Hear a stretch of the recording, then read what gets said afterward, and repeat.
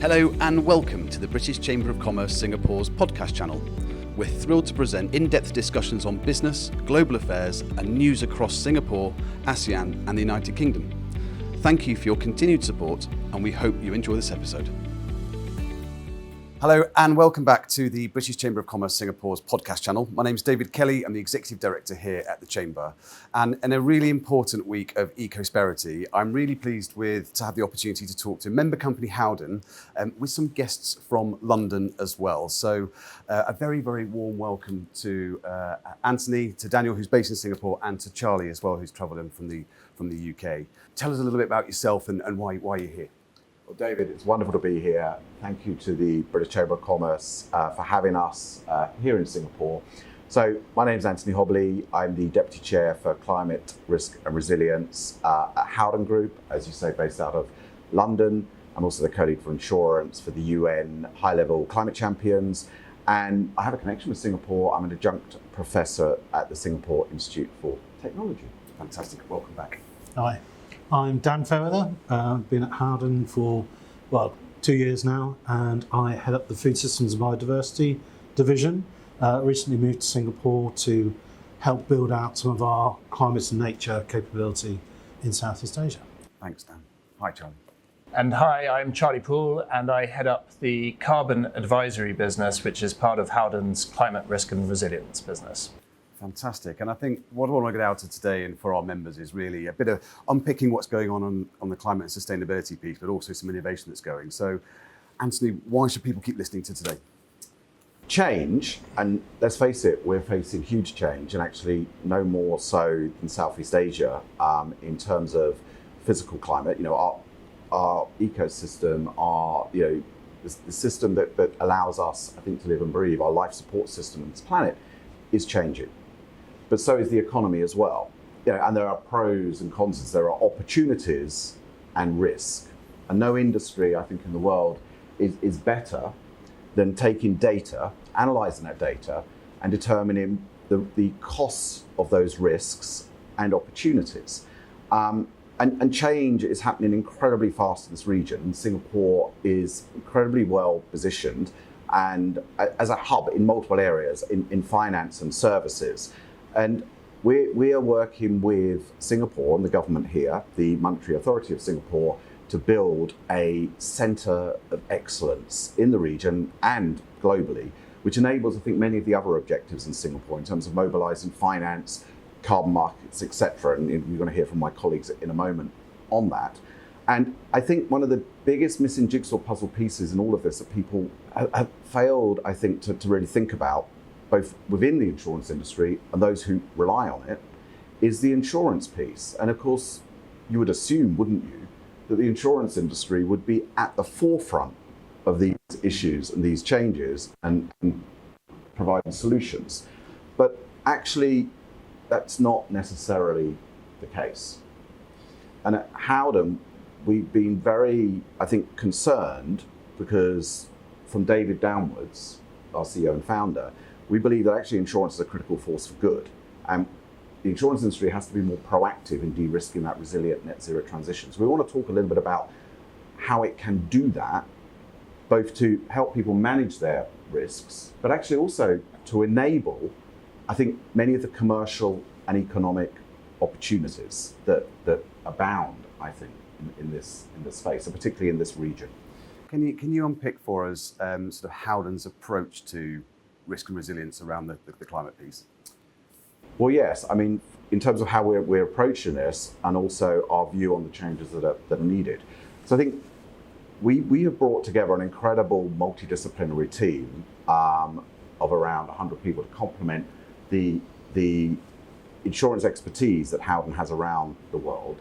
Howden, as you know, David, is a broker. The insurance industry has three main pieces. Reinsurers who help to sort of spread risk of the hundreds of insurance companies in the world. The insurance companies that whether you're a business or a consumer, that you work with your household insurance, your business insurance, etc. There's hundreds and hundreds of those. And then brokers who work with businesses and consumers to help them get the best out of the industry. And what's interesting about brokers is we have a fiduciary duty to the client to get them the best risk solution. That may not necessarily be insurance at the best price for the best coverage. We're also regulated in almost every jurisdiction, including the UK, including Singapore. We have a fiduciary duty to do that in a way the rest of the industry doesn't. So we can work across the industry.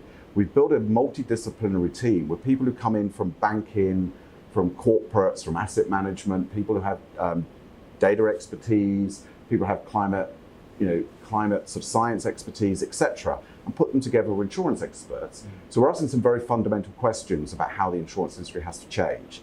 And we believe that we need a paradigm shift. So the industry is taking a longer term approach to understanding that risk going forward, putting a price on it, and the insurability of assets, of infrastructure, of business models, of cities, and actually incentivizing and giving a benefit to those who invest, whether that's in the economic transition, clean energy, wind, solar, batteries, etc., or in infrastructure that is more resilient to a changing climate. And just to stick with you before I bring your colleagues in, what are you seeing are the sort of the key climate risks that are affecting businesses at the moment? Where do you start? I think that you have to look at this in terms of both physical risks, which is actually where most people go when you talk about insurance. And, of course, I think no one can fail to have perceived to see the increase in impacts from extreme weather events, whether that's flooding, whether that's storms, whether that's drought, etc. But actually, I think what most people don't realise is where most people are suffering loss is not in those events that make the news, and there's plenty of those, but in the secondary and tertiary events. There's just a general increase in the impact from a destabilised climate and the weather that flows from that. But also economically, we're in a technology and economic transition. Technologies such as those I mentioned before, wind and solar, batteries, grid technologies, electric vehicles, so on and so forth, those are going at what we call the S-curves now. Those technologies are rolling out so quickly, and the costs of those are coming down so quickly. That creates major disruptions if you don't understand those, you're not prepared for those. But also when you're putting money into new technologies, there's often concerns. You don't have as much experience in intuitive knowledge around them. But an industry like the insurance industry can take the data relating to much of this and help you much better understand those risks, manage those risks, and put its mouth where its money is by putting contingent capital, pools of contingent capital that you have that are available to you if things don't go as expected. Really, really, really interesting. Dan, you're based in Singapore here. Obviously, climate risk is often discussed in really broad terms, but from your perspective, when you're seeing the impact on food systems and biodiversity, what is the role that you sort of see insurance playing from that sort of risk perspective? So I think it's important to, I suppose from an Asian perspective, just sort of take stock of the fact that when we talk about 1.5 degrees warming globally, that's an average. And in Asia, we're probably going to see double that. So 1.5 degrees globally, 3 degrees in Asia. If we're starting to get up into the 2s and above, then that's going to be a significant disruption. If you look at that from an agriculture and construction perspective, for instance, that's real heat stress on farm workers, that's increased mortality on construction workers. And so it's really down to us as the insurance sector to really look at risk in the round. And we talk about insurance, but insurance is probably just one of those, one of the tools in the risk manager's toolbox. It's our role to sit down with clients and understand, what their exposure to risk is, how vulnerable they are to that risk, and sort of decide then what sort of risk management they want to apply. And a lot of that could be through change in business behaviour, business practices. Do you retain some of that on your balance sheet? Can you take that residual risk and then transfer it into the insurance market? Each sector will be the same, but we broadly have the same underlying risks that we'll find, extreme weather events, heat, flood, drought, especially in Asia. And we talk about physical climate risks, but let's not forget about some of the sort of regulatory challenges that are happening. And we're seeing increasing liability risks, for instance, around green claims. Some of the recycling sort of claims that they're putting on packaging. So it's also important to make sure that you're aware of all the regulatory changes that are happening, and they are happening at pace. So changing climate, having an impact on supply chains and biodiversity. There's a huge piece, Charlie, isn't there, around the energy transition and where the world is going to start or continue to get its energy from. Where does insurance fit with the energy transition piece? Well, my specialist area is really in the financing of it. And as Anthony mentioned earlier, we brought in people from outside of the industry. I fall into that category, having worked in investment banking and then project financing and derivatives trading.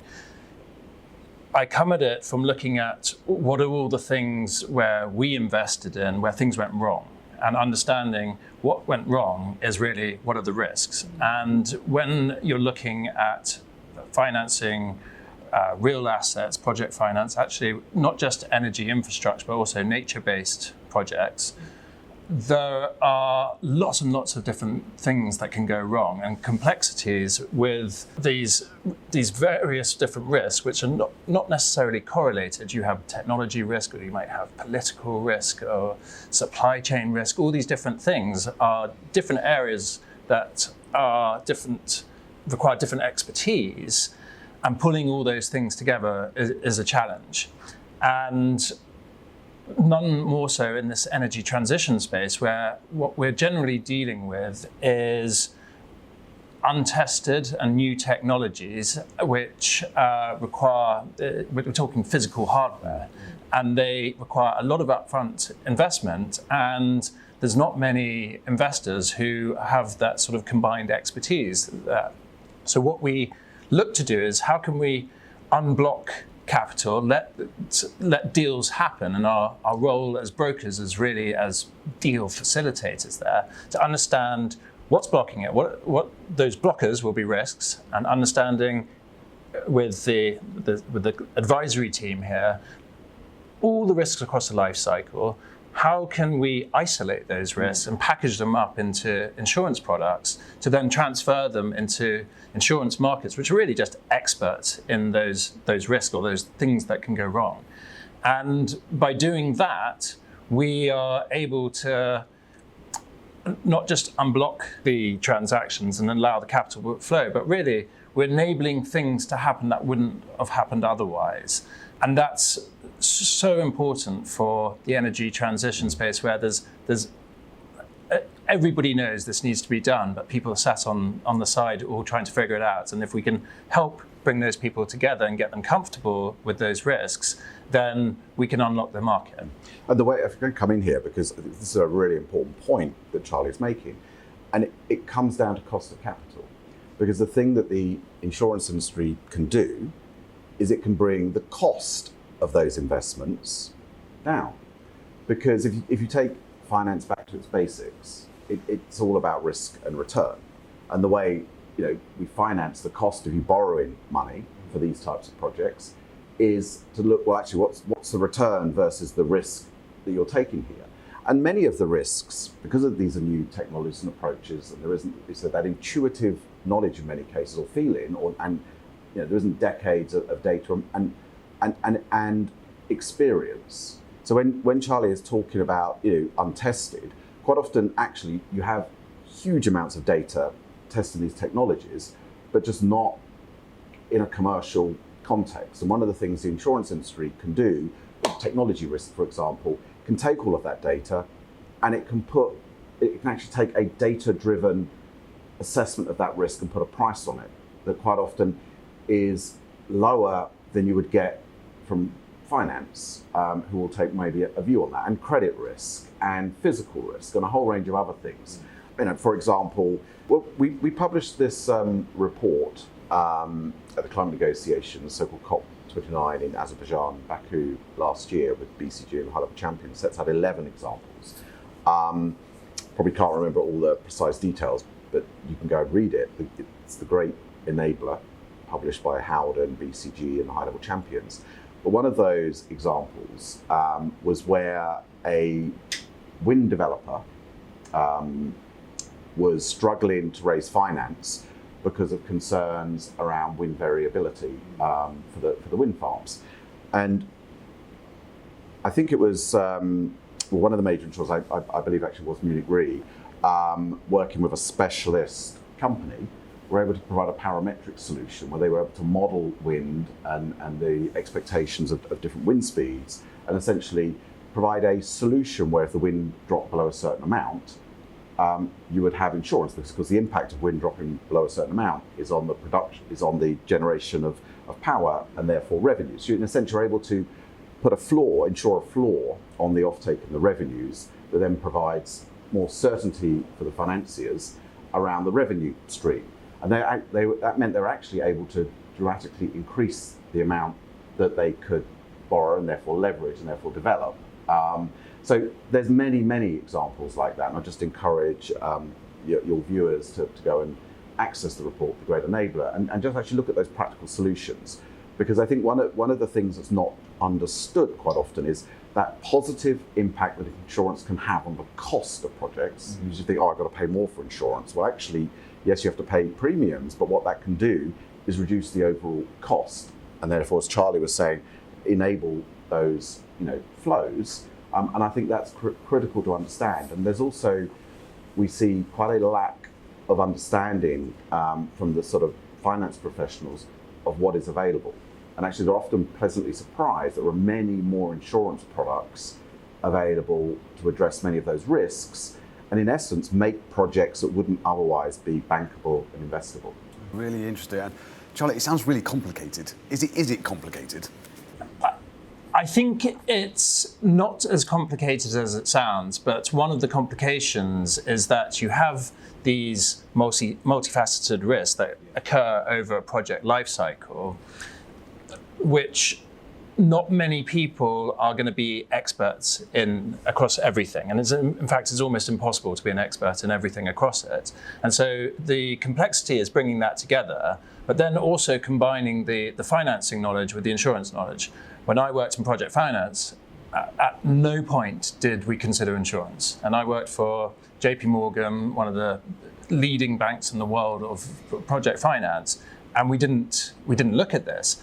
Now, flip to the insurance side and speaking back to my old employers and sort of opening up their eyes to the possibilities that there are things that they had assumed couldn't be done just because they didn't know about it, and therefore turned down the opportunity to finance, which now that we can help them understand. And one of the hardest things is really from both sides, from the financing side to get the heads around the power of insurance, but also from the insurance side, we are very bad at communicating and articulating exactly what we do.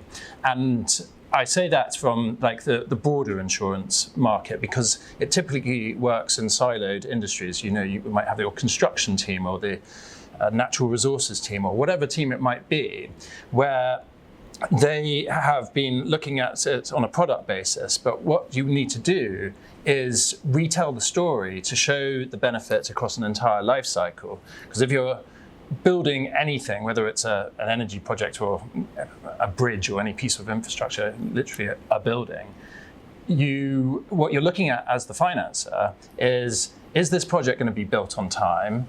Is it going to start paying back however it makes its revenue, whether it's, if it's wind, it's from power generation, for example. And then once it is doing it, how stable and predictable are those revenues over time, the cash flows? And when a banker puts it into his model in a spreadsheet, all these things are little variables where they do a high, medium, and low scenario, which compound to make massively wide, high, medium, and low scenarios. But if you can put sort of collars on it, so sort of caps and floors, as Anthony just mentioned with the just say taking the predictability out of wind with a parametric thing, you immediately bring in the spread that you've got there so that the outcome is more predictable. And if it's more predictable, it's more financeable. I want to come back to innovation in a bit, but I guess the silly question is, was this product driven from the insurance sector, or was it market driven in terms of the businesses that you've been working with? I would actually say it's a bit of both. I think the difference, I guess, which is how we've taken an approach to this, is by taking people from the other side of the table to come in and work alongside insurers. I'd never worked in insurance before, and I sort of partnered up with someone who's only worked in insurance and have this sort of symbiotic relationship where he teaches me and I teach him. And what we're trying to understand is how best to package this up and explain it to the clients. So David, that's why I think this is such an important conversation. I'm so glad to be here because it's not just about talking to and putting pressure on the insurers to change. I think those of you who are watching this, who use insurance, need insurance, you need to be asking for more from our industry because this industry actually can do a lot more than I think it is doing. But like any business, you respond to what your clients ask for and need. It's almost like you've read my next question, which was to Dan around how are Howden helping clients to make better informed decisions in terms of climate risk, and how you engage with them? So I think this definitely comes down to a lot of the analytics that the insurance sector has really sort of mastered over the last, decades, if not hundreds of years, around sort of climate models and how can we use our knowledge as insurers to really drill down on, like I said before, risk, exposures and vulnerability. And again, it's just really helping clients sort of walk through the whole process to understand, what risks, they are faced with. So I think that's very much the role probably of the broker. For a long time, insurers and reinsurers have had this toolkit and they've been able to sort of be the price setters. And I think latterly, with the advent of better computing, better sort of granular data, that's driven a lot of the sort of risk and analytics into the hands of brokers and clients, so that they're far more informed around what they should be paying for insurance, and also what potential future capacity and pricing might look like. And of course supports the investment piece as well with climate change. How have you seen it changed? How have you seen sustainability and climate change from a risk perspective change in the insurance industry? In the insurance industry, I think the insurance has been a little bit slow in coming forward, if I'm honest. And it's one of the reasons I think that Howden, has made this investment. David, and I think it's very much in the culture of our company, believe in insurance as a force for good. And in the DNA of Howden almost, it's very entrepreneurial and innovative. And we want to push in insurance to meet the needs of our clients. And actually, we fundamentally believe that needs a paradigm shift in the whole industry. That's one of the things that we're trying to catalyse. We're a business, so we can't do that all on our own. But that actually fundamentally, to some of the earlier discussion, relies, I think, on enabling clients to better understand the industry and what is possible, not just what the industry offers at the moment, but what is possible. And part of that innovation in the way that Howden has set this up is a lot of our team has an advisory capability, not because we want to build and become consultants, but because it allows us to work with clients, and Charlie and Dan in their areas do this all the time, to actually understand the problems and the risks that clients are facing. We don't want to go in there and go, oh, we've got these products, how can we leverage those in and just sell them to you? We actually want to understand the problems and the risks that are being faced, so we can allow you to do your business better, cheaper, more effectively, grow and expand, rather than just being a cost. So we want it to be an enabler, and I think that's how I think we're beginning to see it change. But actually, like all of the change that we're facing in addressing climate, whether it's adaptation, resilience, driving towards net zero, the energy transition, I think everyone who's working in this space quickly realizes it's a team sport. There's no different here.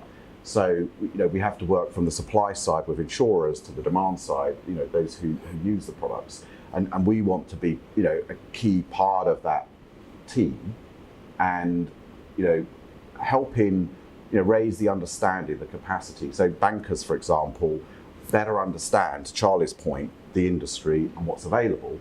And actually we're speaking the same language. And part of the paradigm shift, that is required is that an industry that over the last sort of 4 or 5 decades has become quite commoditized around specific products related to specific risks, now has to go back to the future, the way it used to operate, and become more innovative and innovate solutions around risks.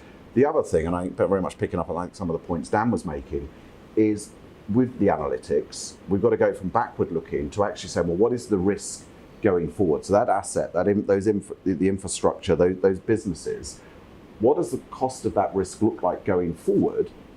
And therefore, what are the commercial benefits, if you like, of making that investment in mitigation, wind, solar, or in adaptation and resilience? So your infrastructure is better able to withstand. And actually the insurance industry provides, in a sense, a benefit to your cost of your insurance comes down. And even perhaps the insurance industry, because insurance is a hell of a lot of money under management, is better incentivized also to invest in that future adaptation, resilience and mitigation. That's great, and I like what you're saying about it being a team sport as well. It's not the sole responsibility of a select few. Dan, have you've been over here for, or you've certainly relocated from the UK. Have you got any practical examples of where you've seen this work? So I think if we look at it from an agricultural perspective, I think one of the exciting things that a lot of people are talking about is around how can we get agriculture to transition into a more sustainable, sort of resilient state. I mean, we call it regenerative agriculture, you call it sustainable agriculture. It's known as lots of things. And it's really working with farmers to understand what the underlying risks are. And I think a few years ago, we were talking about the risks of transitioning to, say, regenerative agriculture. Now, I think the conversation is very much around what are the risks of not transitioning to regenerative agriculture. And I think the insurance sector's got a huge role to play in this. We've got, the analytical capacity to understand what are the current exposures and future exposure to predominantly climate, but also looking at, say, the nature risk. Nature is one of the really sort of key emerging topics that I think we're having with our clients, not just in the agricultural space, but agriculture clearly 100% dependent on nature. But using the tools that insurance has, and we lean heavily on, say, some of the carbon credit sort of products that are out there, is how can we help sort of secure the integrity of some of that methodology, which is evolving all the time. Carbon credits is sort of new. It's relatively well understood, I would argue. Biodiversity and nature, far less so. But I think we've got, some real opportunity to help transition, especially in Asia, which is, agriculture is, such a large part of the economy, disproportionately exposed to climate change. We've got real opportunity here to help transition farmers, governments, and the region. So, and Charlie, from an energy transition perspective, have you got any real life examples where you've seen this really work? So one example is the creation of a product which is called a technology performance guarantee. So one of the big challenges for investors is investing in new technology. There's not the data, the performance data that they need to be able to make an informed decision. And often the company that needs investing is a young startup. That's almost by definition, really. And that stops them getting large volumes of capital, particularly debt, which is what you really need because it's non-dilutive. And most of these startups are relying on venture capital, which dilutes all the founders and the early investors, so it reduces the incentives for them. So what you want to do is bring in debt. And a technology performance guarantee is something that, in a very similar way to that parametric wind product, it guarantees a certain level of output from a technology. We've worked on it in the direct air capture space, but it actually originally came from the sort of solar and wind space 20 years ago, and it was like a product that helped those markets get off the ground, then sort of disappeared as it wasn't needed anymore, and we've taken it off the shelf, as it were, and repackaged it for these emerging technologies.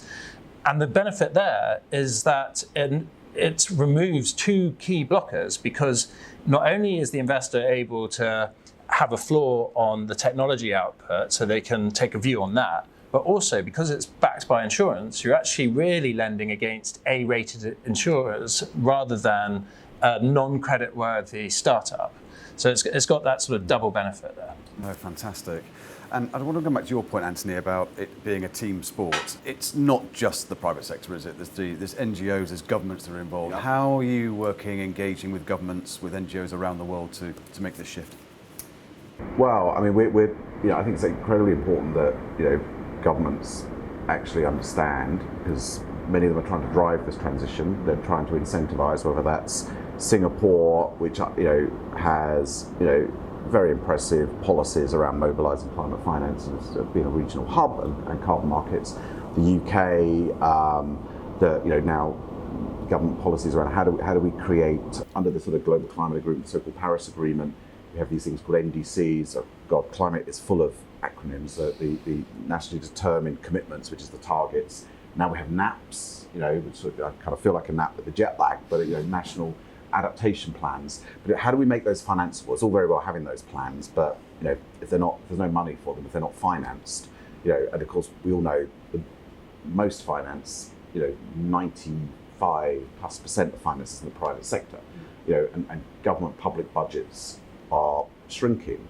So you want to use that public money where it is deployed and the regulation to incentivize private finance, and private finance is only going to come in, they're going to, make money on that. So you want to sort of de-risk. And that's quite often how the public money is being used.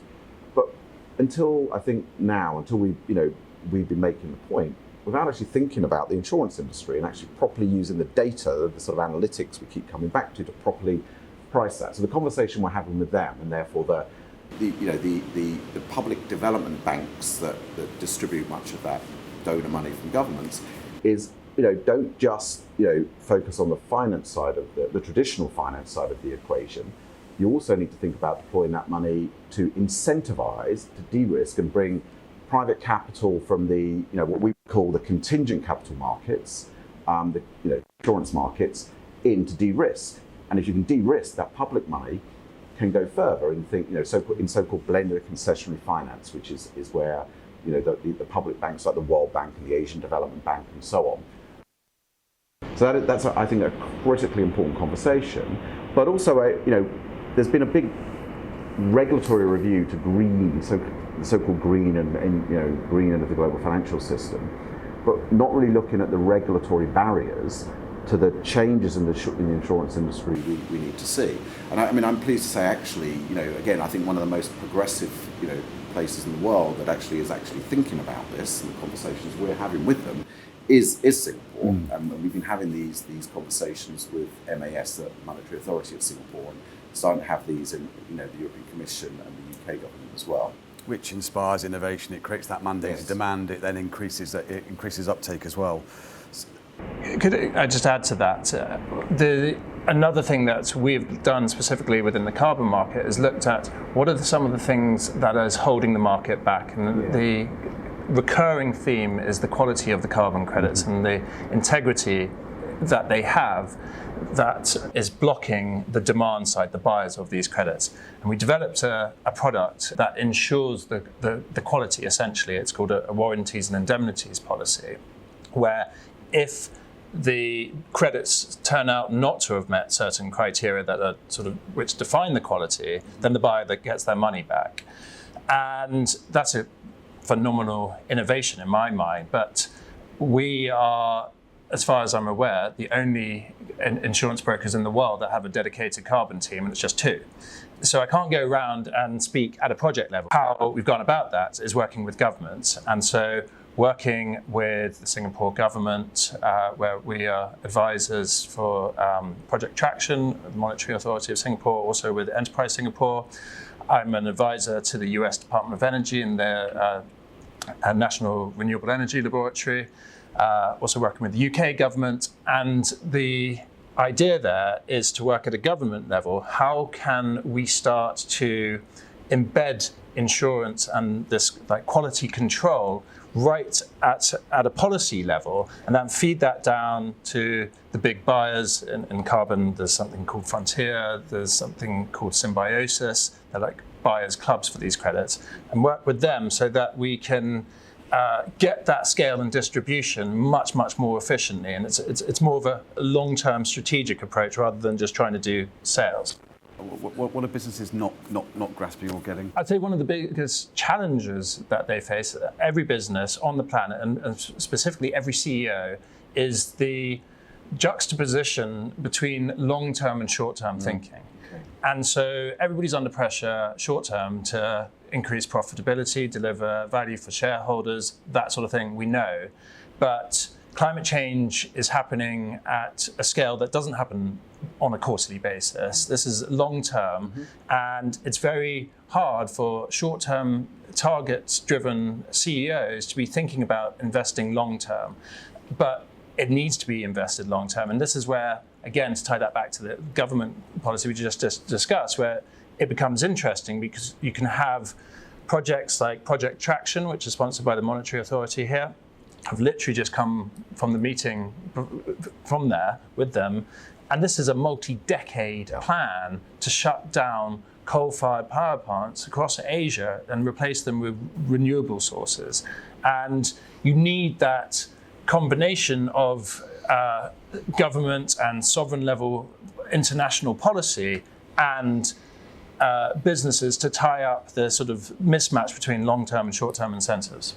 If I could come in there as well, I mean, what a business is doing wrong is maybe not demanding enough from the insurance industry.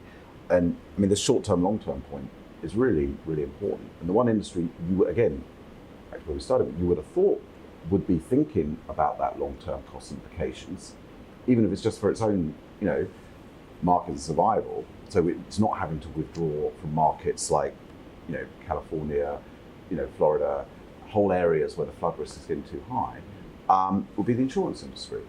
But again, while they're in this 12-month model, they don't have the incentive to provide that longer-term sort of pricing. But where businesses, businesses though do think long-term all the time. They're thinking about the future of power prices, forward price curves of power prices, for coffee beans, if you're in that area, for freight costs. And you do manage and use various financial tools to manage those predictions of future costs of critical commodities and services, but not insurance. If I was a client, I would be asking the insurance industry, why can I not have a forward price curve on my insurances and the insurability of my assets and infrastructure over the next 8 to 10 years? Why is it that I only know the cost of my insurance 2 to 3 months before a renewal, or even if that business critical insurance will be available? That's, if I was a CFO or chief risk officer in a company, those are the sort of questions I would now be asking of the insurance industry. So all of our members based in Singapore, we're at the heart of one of the fastest growing middle income markets in the world. You're a CEO running a business. What are the top 2 or 3 climate risks that should be thought about?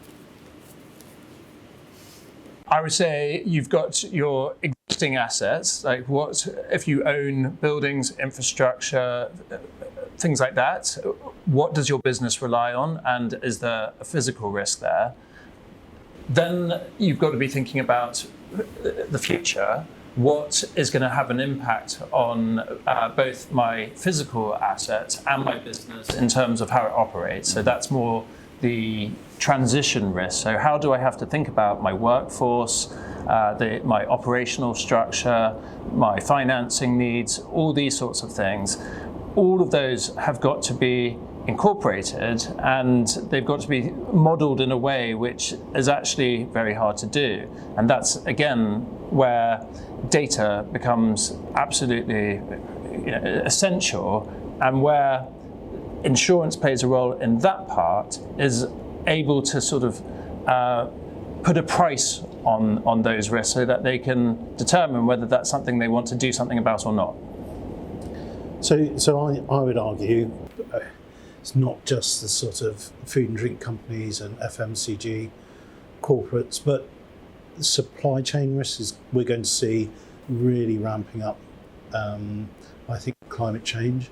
Typically, companies have managed that risk by having a diversity of suppliers, but I think we're seeing climate risk is so systemic that it's impacting everything all at once.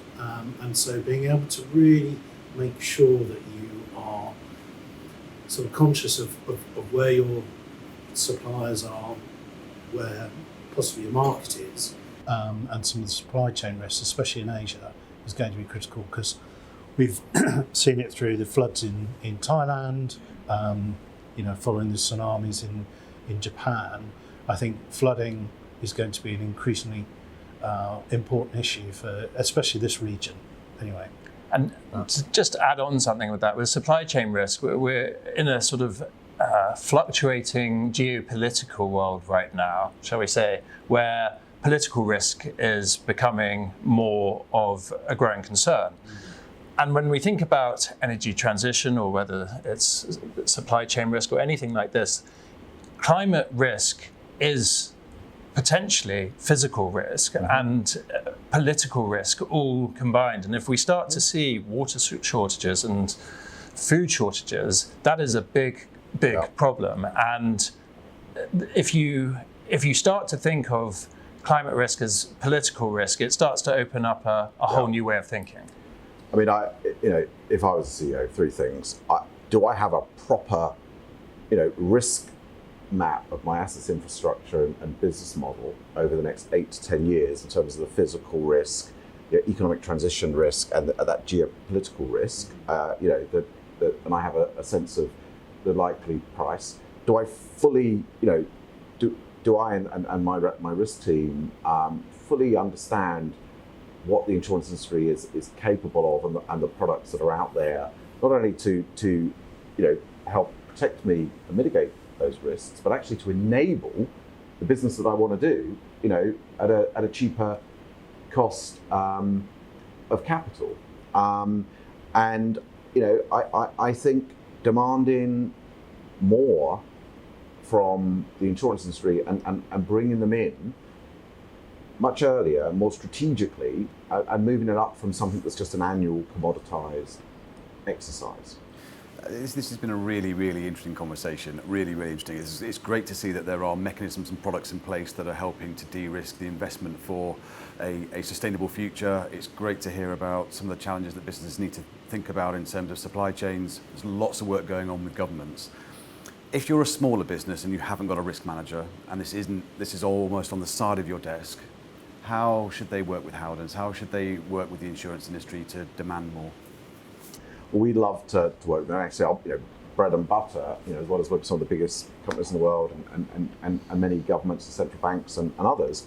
Actually, our bread and butter are SMEs, and actually, working with them. And we have, as I said, a whole team here with an advisory capability, but also many tools that we can provide for SMEs. So, I mean, obviously, I would say this, wouldn't I? But, please do, come and talk to us. Awesome. It's great that we're working on a lot of the sort of the climate initiatives here in Singapore through the Chamber with Howden, and thank you so much for all your support. I guess a closing question is, if you've got one ask from business, what would it be? Well, I sound like a broken record, don't I? If you remember those, I love vinyl and LPs, but demand more of the insurance industry, because it is capable of a lot more. Demand, that the insurance industry is a real partner working with you to understand and quantify your risk, manage that risk, but actually enable you to do your business more efficiently and more, at a cheaper cost of capital, more cheaply. Great stuff. So demand more from the industry. Yeah, and to pick up on Anthony's points, I think engaging early with insurers, speak to your broker early on, and don't just think about, this next upcoming renewal. Think about what's going to happen in 3 years, 5 years, 10 years. What can you expect in terms of pricing? What are going to be the anticipated losses in your sector?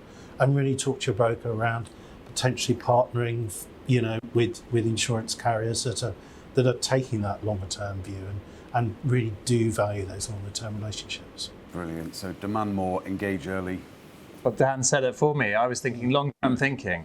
I think that's the one thing that CEOs and companies in general can, if they start to think about the longer-term strategy, insurance and risk management is absolutely vital.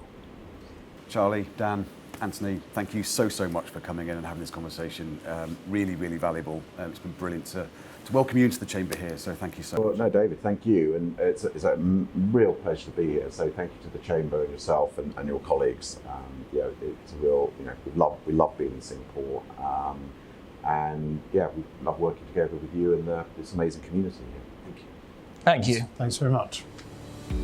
Thank you for tuning into this episode of the British Chamber of Commerce Singapore's podcast channel. Before you go, don't forget to subscribe and leave us a rating and review on Spotify, Apple, Google, and other podcast platforms. If you enjoyed this episode, please spread the word by sharing it across your network. For more information about the Chamber and what we do, visit our website at www.britcham.org.sg and tune in next time for a brand new episode.